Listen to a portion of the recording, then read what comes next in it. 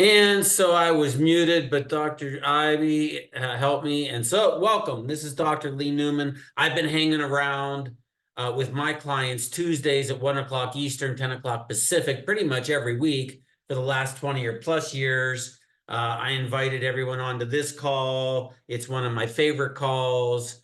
And so, whether you're watching this live or later, right, this is dedicated for the in-practice chiropractor.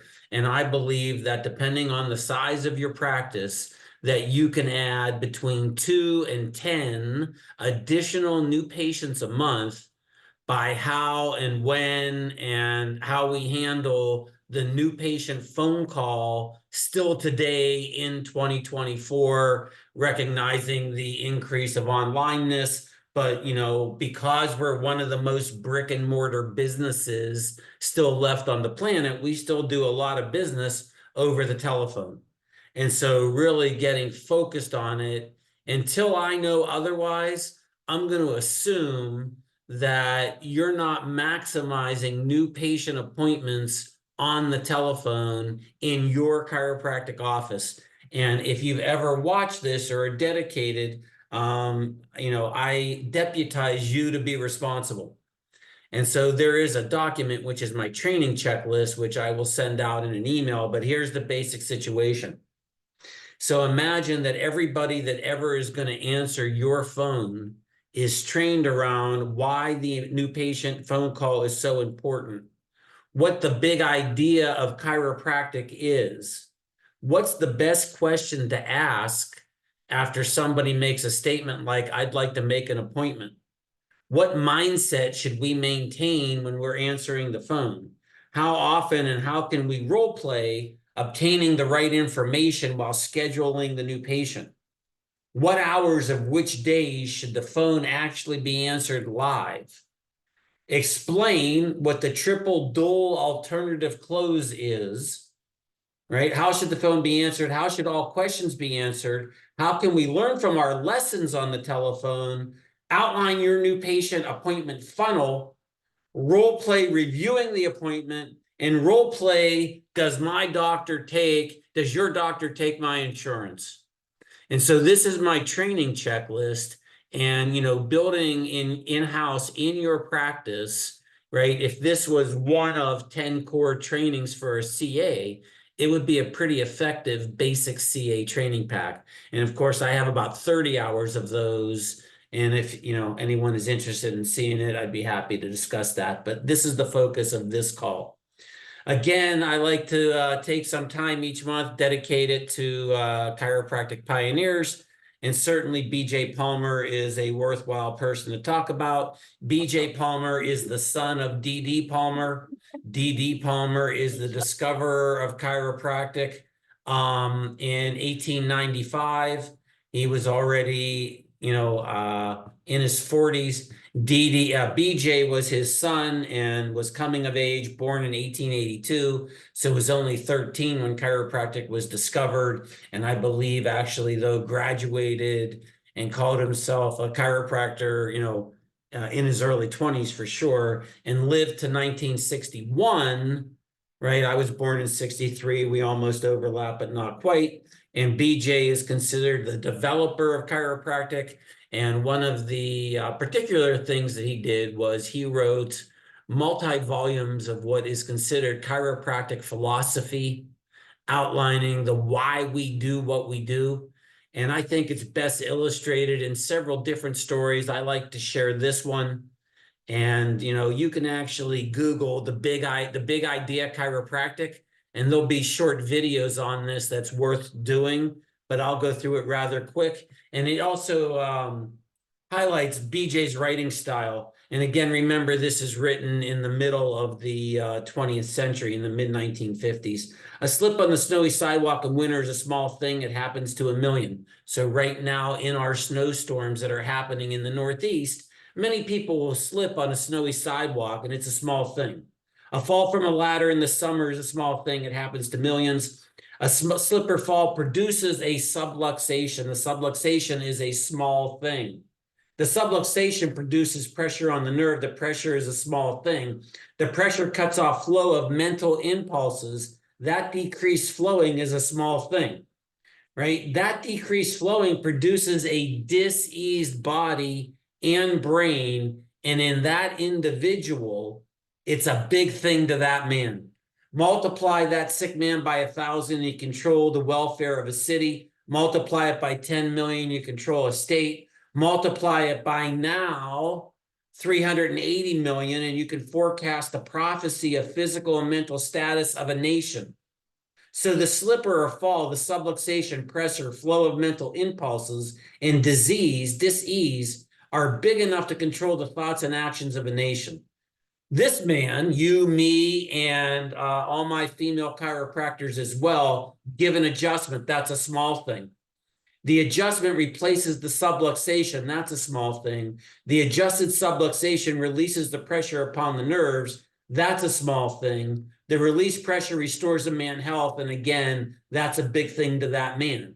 Multiply it 1,000, you affect a city. Multiply it by 1,000,000, you affect a state. Multiply it by 370 million, and we affect the country, right? So the adjustment of the subluxation to release pressure upon nerves, to restore mental impulse flow, to restore health, is big enough to rebuild the thoughts and actions of the world. The idea that knows the cause, that can correct the cause of disease, is one of the biggest ideas known. Without it, nations fall. With it, nations rise. The idea is the biggest one I know of, B.J. Palmer, right? And so that's a philosophical base, an example of how B.J. wrote, but one of the underpinnings of my mission, changing the world one spine and nervous system at a time, based in the big idea, right? And so I cheated and already gave you the answers, but in the real world today, where you sit driving to work, in your office, at your home, where is the nearest pharmacy? And how many prescriptions are waiting to get picked up? And so I'm going to tell you that it's even far worse than I typically talk about. And so the random pharmacy near your practice, near my practice, near any practice where, you know, you're represented on this call or you're ever going to watch, and I encourage you to go out and look at it, right? There are 500 or more prescriptions waiting to be picked up today at the pharmacy nearest your office. And so one of the things, you know, I'm going to ask for takeaways. You know, I'd like to see real world applications from this phone call. You know, I want you to make sure that you're doing proper pharmacological histories on all new patients, understanding what they are prescribed, what additional over-the-counter that they're choosing to take, and do they actually take the litany of their prescriptions correctly? It's almost mathematically impossible to take the amount of prescriptions that the average American is on correctly. And so what does that affect? And then what kind of drug interactions? And there's all kinds of stuff, just doing a better drug history that we should be aware of, but that's actually a topic for a different call. And so again, training wise, I provide over 30 hours for CA training. And, you know, just having CAs even be paid for 1 hour a week. I have over 200 hours for practice growth for the practicing chiropractor, and, you know, believe that it's real world. Here's one of the topics, right, is answering the phone the right way can add 2 to 10 new patients per month. And so the phone rings and the question becomes, what's expected? And so if you had bought a brand new car like I had, a Audi A8, which was their big, you know, top end of the fleet car, and your check engine light came on and you were to call the service department at the dealership, what might your expectations be as to what they would answer? And so if it was during normal business hours, I would expect them to answer in 2, 3, 4 rings at the outmost. And, you know, I was a little bit irritated and hot when they actually answered on the 26th ring, right? And so in any customer service situation that you call on today, what is the real expectation and what really happens? If you woke up in the middle of the night with a horrible toothache and was trying to schedule an emergency dental appointment for the next day, what are your expectations? And then likewise, what are your expectations for any of these customer service? If you question a bill or if you have a tech support question, right? I am married to Infusionsoft, and the way that I describe them is their phone support is the best that I've ever dealt with. But no matter what you do in the software, you need to deal with them, right? And so, I expect them to be open between 8 and 6 on Mountain Time or on Pacific Time. I'm not even sure, but I expect them to answer and resolve my work live when I call, and pretty much that happens. And so the question is, still, we cannot control when a new patient might call our office.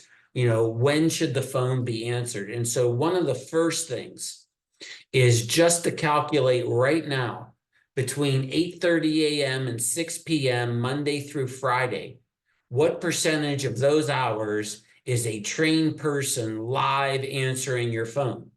And so the question becomes, when you're not in the office over lunch, when you're not in the office, if you're working half days, or you don't work Fridays, or you don't work any particular day of the week, right? What percentage of these 47 and a half hours is a live trained person answering the phone, right? My goal, particularly if I'm, hyper focused on growing a practice, and, I believe that you should be working on seeing 200 visits a week, mostly because of the need and how few of us there really are. And then working to replicate that with docs that you're teaching how to grow to 200 a week. And so that we build $1 million practices with a senior doc leading a team of 1, 2, maybe 3 associates, and building, changing lots of lives and building monster practices. I would have 100% of these 47 and a half hours covered.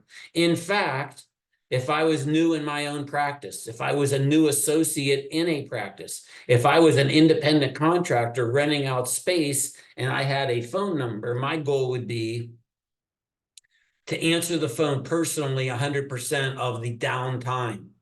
And the only time I really wouldn't answer the phone personally was when I was active seeing patients. And then when I got busy enough, and I added my first employee, typically a her, but not always, right? He or she would become responsible for answering the phone. And again, maybe even for 24 hours, but, I might take turns and we might be 50-50 on downtime, so that at 8:30 at night, if my phone rings, either I or my one employee that's trained is answering the phone, right?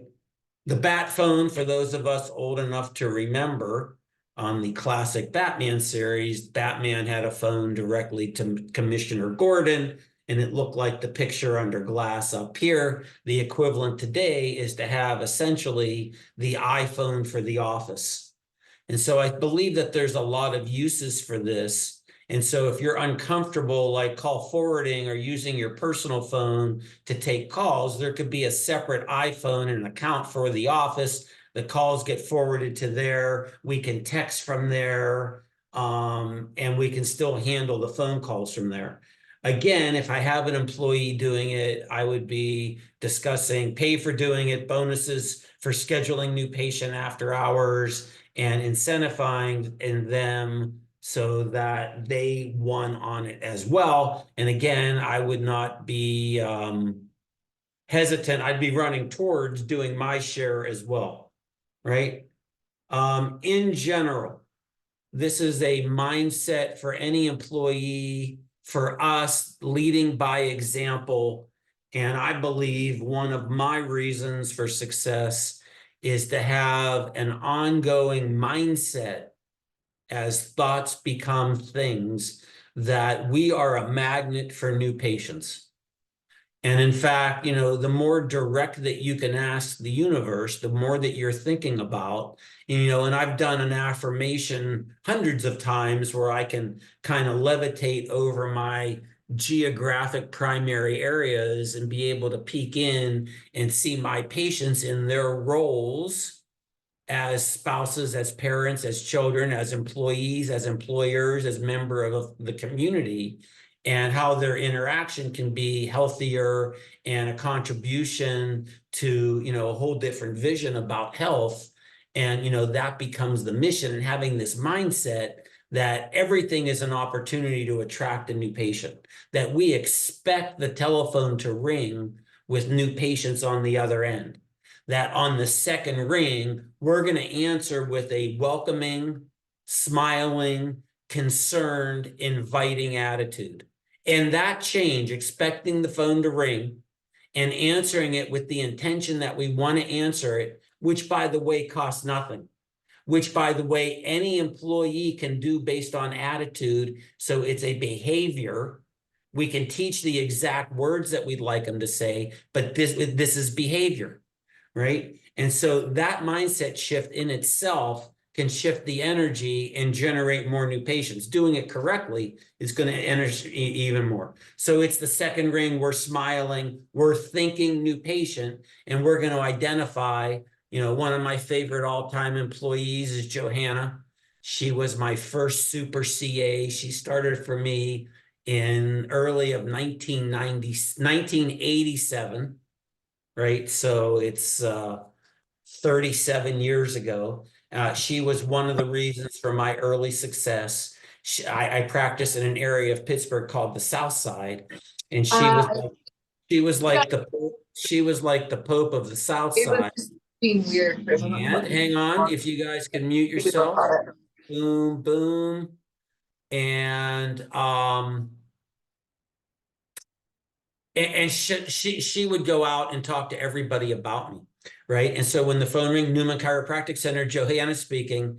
And again, if you want to, if you're comfortable having a pattern interrupt, I can help you, right? Which is different than how it normally sounds, which kind of can shake some people out, right? And so if you're comfortable enough having your, and you need to be a stickler on it, because, this will be something that drops out. Remembering that every employee will perform the way that we insist or accept. And so, when we don't hear, I can help you, or how you want the phone answered, it's something that we need to note. And, it becomes culture in the office that we're going to use this pattern interrupt just to try to get people into a more direct conversation, right? And so, the patient indicates in some way they'd like to make an appointment, right? They come out and say it, or, they're calling around. So what we would want to do is we want to ask the best question. And so one of the other things that I encourage you to do is, if you haven't been, or if you have, this is the point, is to go back to Buca di Pepe for a meal. And if you go and ask, when you show up at the hostess, I have a reservation at 5 o'clock. And then typically at Buca di Pepe, they will ask you, have you ever been here before? And at least in the olden days, if you answered no and they weren't super crazy busy, they would take you on a grand tour of the restaurant and show you each of the rooms and all the themes and how it's family style and how it works. And they'd welcome you to the restaurant, right? If you'd been there before, they just seat you. And it's the wrong question. And so when a patient indicates they'd like to make an appointment, here's a question that I'd like to hear. So first is how we answer the phone. Second is this question, right? When was the last time you saw the doctor?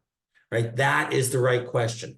And so from that, we can indicate, well, I never have. That's a new patient. That's the lifeblood of the practice. I saw the doctor just last week. That's a current patient, right? I saw the doctor, must have been 7 or 8 years ago. She really helped me. I'd like to make another appointment. Right. And so that is a reactivating old patient. And again, I'd like to welcome everybody. If I haven't had the chance to say hi, it's Dr. Newman. And I've been hanging around Tuesdays at 1 o'clock Eastern with my clients for the better part of 20 years.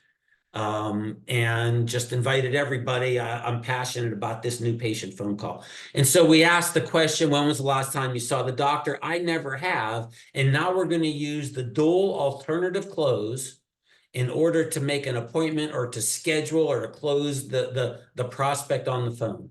And so, right, what we're going to have are 3 questions that have 2 answers. The triple dual alternative close. Right. So when was the last time? I'd like to make an appointment to see the doctor. When was the last time you saw the doctor? I've never seen the doctor. Okay, well, what would be better for you? An appointment later today or tomorrow? Tomorrow. Morning or afternoon? Afternoon. 3:30 or 5? 5 o'clock. Excellent. And so we're going to guide every new patient request to one of the times that we've set aside. So another one of my presentations is setting up the appointment book. Briefly speaking, I believe in 30-minute chunks. A chunk can be for regular patients, a chunk can be for day one, a chunk can be for day two. And so we set aside, more chunks than we typically schedule. So if we're generally having 6 new patients a week, we could have 10 or 12 times, so that we could even grow and have a big week. And so we want to be able to see a new patient in a 30-minute chunk. So one of the things is to be able to identify when do we schedule new patients, right? So to have the 3, 4, 6 times during the day that we could schedule a new patient, and then also know when today ends. So when's the last time that you would schedule an appointment today? So if a patient called today at 5:15, right, in the real world, so let's suppose on the East Coast in 4 hours, a patient calls and a prospective new patient calls, they'd like to be seen tonight. Do we have an appointment available for them?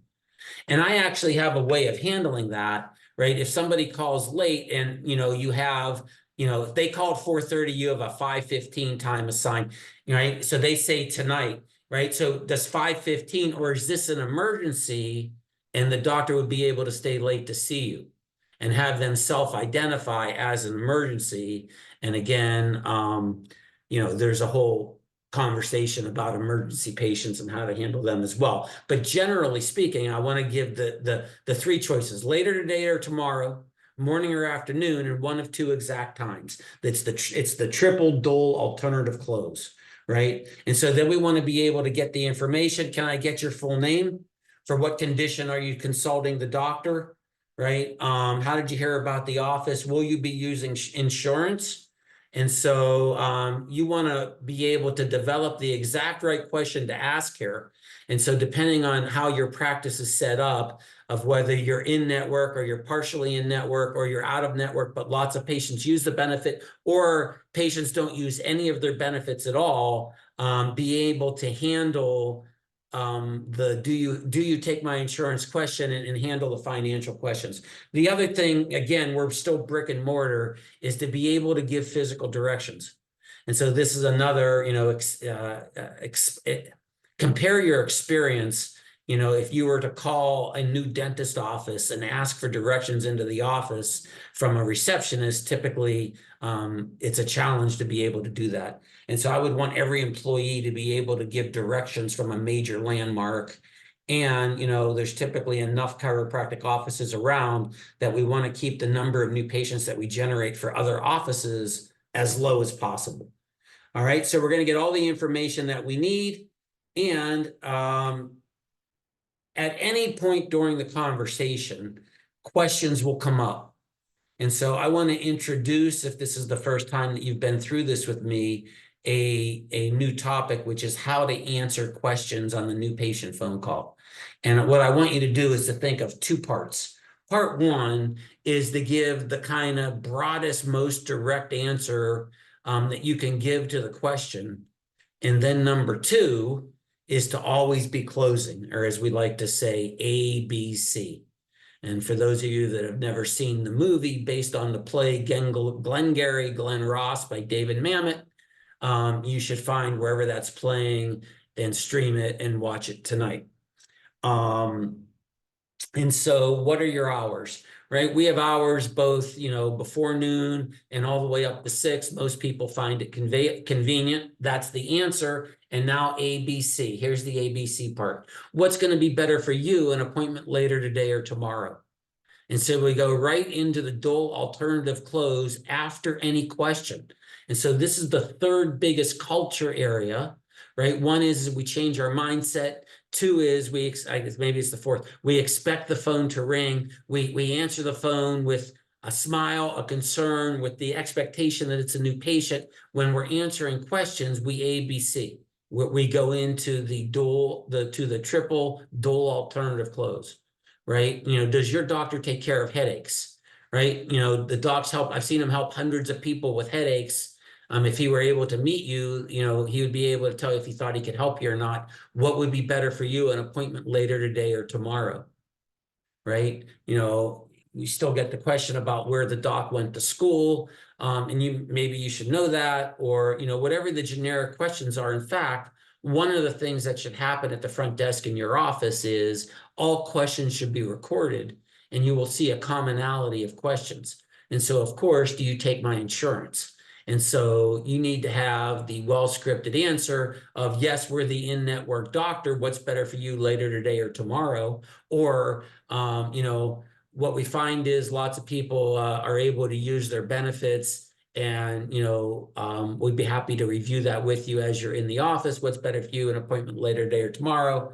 We're out of network. Lots of patients are able to use the benefits, or, what we found is that the benefit is so restrictive that we're able to deliver the life-changing care that we need at an affordable rate, and lots of patients with this insurance accept care. And so whatever it is, you need to have it well scripted in your office, and so that anybody that answers this phone call can handle that question. But in general, this is a cultural thing that, again, if you don't reinforce it, will drop out. For any question, there are two parts to the answer: the most direct answer that you can give, and then what's better for you, an appointment later today or tomorrow.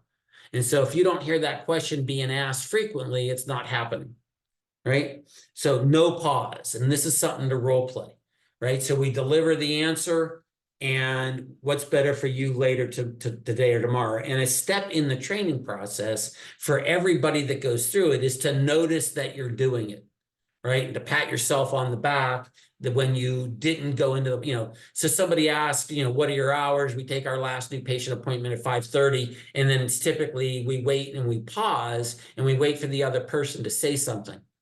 What I'm saying now is that we go for any question, we don't pause, and we go right in, what's better for you later today or tomorrow? And so if the only takeaway that you got from this call was that, I would be happy and consider it a win. And so we review the appointment. I have you scheduled for tomorrow at 10 a.m. The doctor normally runs on time. What's your best email? Right? And so I can confirm your appointment and send you the new patient paperwork. And so write out a digital paperwork where they can hit a link and fill in the information, and we get it. If you have that, that's good. If you don't and still like to attach a PDF, there is the challenge of, does the person have a printer at this point? But that's a second option. But, ideally, I'd like a growing number of people to show up with the paperwork completed already. But again, if not, to have the paperwork ready for them. But this is another way to get their best email.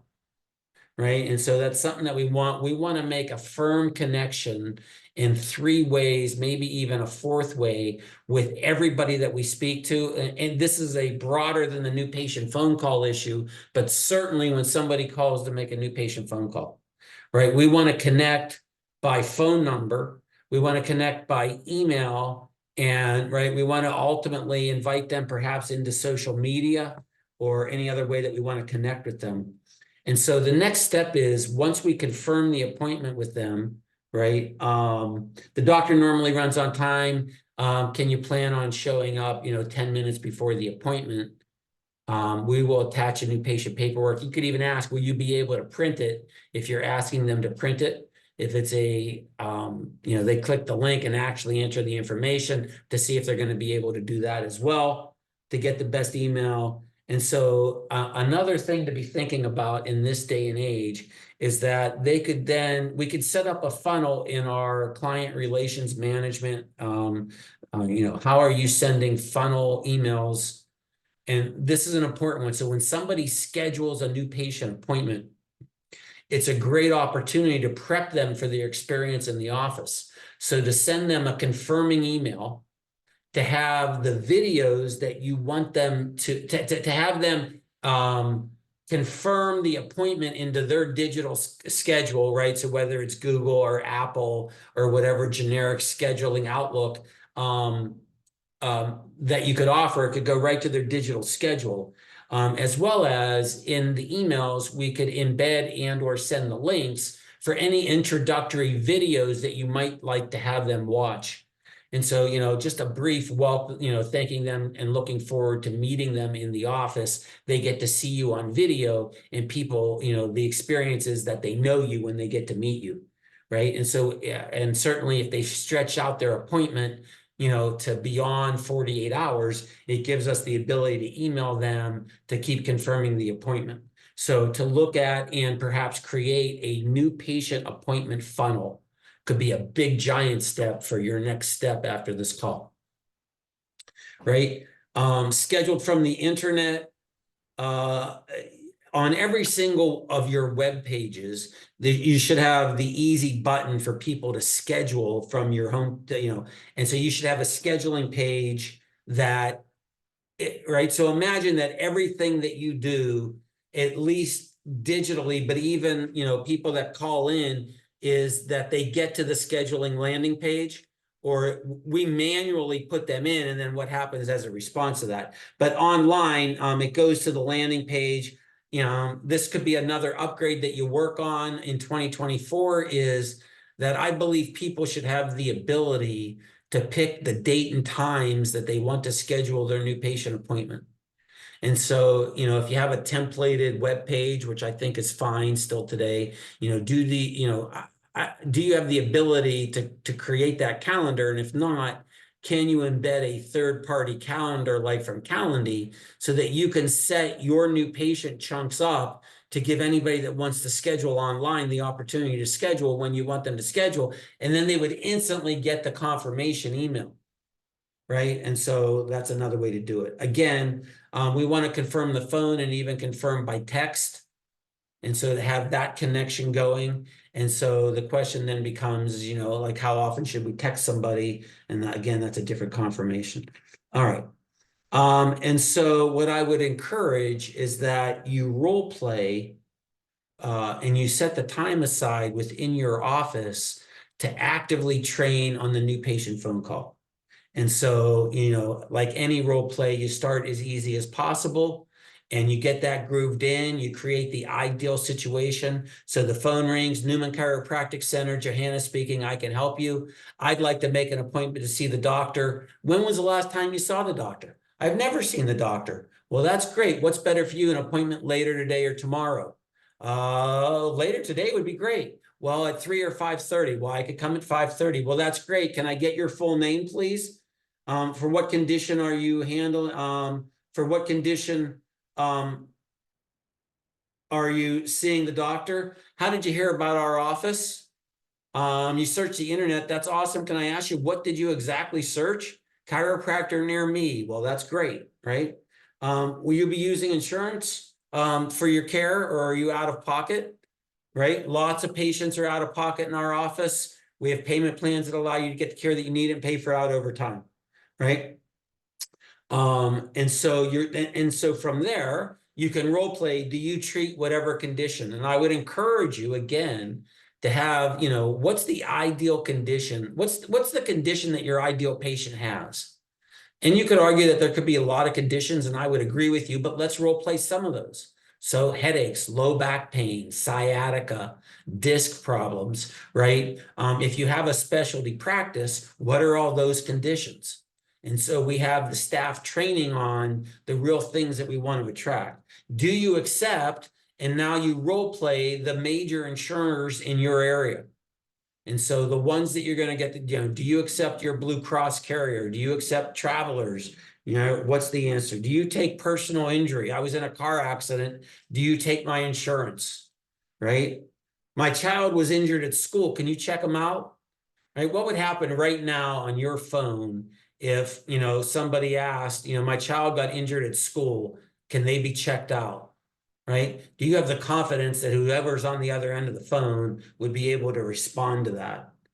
Right? Do you have that pro adjuster thingy? And again, pro adjuster, it's a place sitter for the question for do you have, and then anything, right? And so basically, you should be able to train your employee for any specific thing of how to respond, right? And so, do you treat the same day? You might get that. And so how would you answer that? Right. And, again, so any of these questions you want to directly answer and then do alternative close. Do you treat the same day?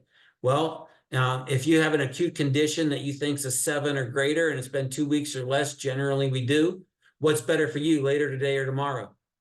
Well, in this case, right? So do you treat the same day, right? Well, typically the doctor would want to review the x-rays unless, of course, you're an acute patient, which means that you have a pain of 7 or greater. Is that you?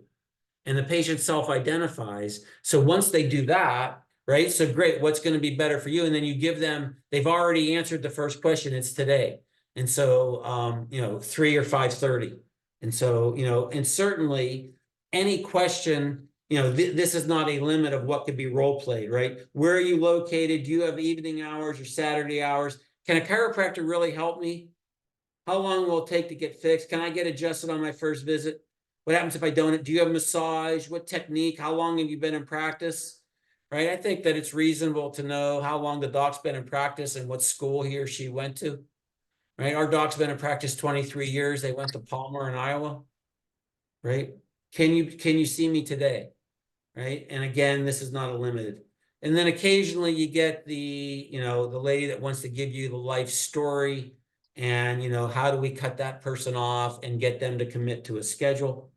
And so not infrequently, but frequently, particularly for everybody, for a new employee and even, a veteran superstar, occasionally a lesson will occur. And a lesson is where the phone call is now over and you kind of look at the phone and you kind of question, like, what the heck just happened? And so, first of all, I want you to relax, take a big breath in, blow it out, even laugh a little bit, and know that this is a universal experience. And so we're dealing with the public, via the phone, right? Assuming that we're coming from a place of trying to do what's best for people and to give them hope and an alternative to their health concerns and to create a flock of raving fans that have gained greatly, right? But dealing with the public, we're going to have lessons. And so anything that's unexpected, it's a lesson. Again, just identify it. Again, if you can write it down, it can become a great training session for the whole team. And so here's what happens on the phone. Here's what I did. And here's how it concluded. And it was a lesson. I don't even know what happened. And so it gives everybody a chance to kind of debrief. You can role play it. The likelihood of the same situation happen is actually much greater and probably will. And so you get the opportunity to win from your experience. And so that's a debug. And, I would debug each call as quickly as you could. And so here is an overriding theme again of great management. If you could get 2 employees to work together to twin on debugging their core actions. And so if you have an associate, if there are two DCs in the office, both DCs should debug day 1 and day 2 with each other essentially forever. And you should get good at doing that. It would be killer. And in this situation, if the person that got the phone call were to debug with another CA, so it was a new patient phone call, they had never seen the doctor, they wanted an appointment tomorrow morning at 8:30, they were low back pain, they asked about their insurance, they're scheduled, they got the paperwork, they're good to go, or whatever the debug is. And then if anything abnormal happened, to role play it. And then again, if the 2 employees, right, couldn't really figure it out, it would be a great to come up to us now. And so if it were you and 2 CAs, again, my vision is you 2 CAs doing 200 visits a week. That's 10,000 visits a year, right? At that point, you certainly have both the need and the demand and the value to bring in an associate, right? And so if you're within that realm, or, with the way, so 2,000 visits a week, by the way, is 10,000 visits a year. And so at $75 a visit, it's $750,000 a year. And it's one of the reasons that I believe that all mission-based chiropractors, should have big practices, the ability to change lots of lives in fair exchange and create, nice incomes that allow us to be great stewards of the money, so that when right? So I turned 61 last week. And so I would encourage all of you, most, but not all of you are younger than me. And so, you know, I never got asked this really in my 30s is how much money would you have when you're 60? And so if that becomes an important answer to you, you know, this is something to think about. So to debug often, I would pay employees to debug. If they were to issue a book report, right? So we had new patient Mary Smith. Johanna took the phone call. Lisa was the other CA. The Johanna asked about the hours, and Johanna gave this response, and then the prospect said this, and here's how we handle it. And the patient's still scheduled, and we salvage, and it was all whatever the report is, right? I would give each employee some perks, some bonus. And so I would identify what the key actions are that you'd like to have debugged, and that would be killer. So again, to review now, why is the new patient so important? And then again, what I didn't ask here is and so I believe this, I believe that if you're seeing 200 visits a week, that there are 10 additional new patients a month by answering the phone during all of the 47 and a half hours correctly. And then perhaps even more scheduling 24/7, right? If you're seeing 50 people a week, I believe that there's 2 additional new patients a month, which for you is maybe even more important than the 10 additional at 200 a week. But in either case, we are leaving new patients not scheduled because of the culture that we create. And so having this expectation, having this understanding that there's a universal need for what we have, and that still today in 2024, we are grossly underutilized and misunderstood. That our mission is to reach people individually. When somebody's already reached out and called us and asking a question that they're actually asking to be scheduled, we need to follow up. It's the assumptive ask, right? And so for any question, we're going to use the triple dole alternative close, right? We're going to understand the big idea, right? We're going to get the necessary information that's, you know, it's these 6 things that we've defined for our office: full name, email, mailing address, type of insurance, you know, what, you know, how they're getting to the office, and whatever else you've defined in your system, right? Again, who is answering the phone on which hours, the dual alternative close, how should the phone be answered? How do we learn from our lessons? What's our new patient funnel? And role playing the different scenarios. And can you see that by doing this, there are a tremendous difference in our new patient approach. So at this point, what I'd like to do is stop the screen share and ask for some takeaways. And so feel free to unmute and share a takeaway. So perhaps Dr. Fenn is out there, or Krista Muted. from, there you go. I'm Looks here. like Dr. Fenn. Yep. Love it. Some of the things, just being able to get the 10 new and like knowing that you can miss those and making sure like the bat phone is done right and not missing those, because when we're open limited hours for sure. You call in the middle of the day, somebody should answer the phone. Awesome. Dr. Clay? It's all repeat for me. So like debugging is something I do religiously. And But I so never like, thought, what's an example of that? Like the last one you did, like who did you do it with, and what was said? like a perfect example is I had a patient that has no future appointments with me, but yet I discovered it today, and we do a little checklist at the end of the night that shows how many patients don't have any futures. So I went back to their last visit, and that person did not have a future, and they weren't tallied on the list. And then when I reviewed the checklist, it showed that that person did have an appointment, and it was with physio and not me. So therefore, the person was justifying that they did have a future in our office, but it wasn't with their particular clinician that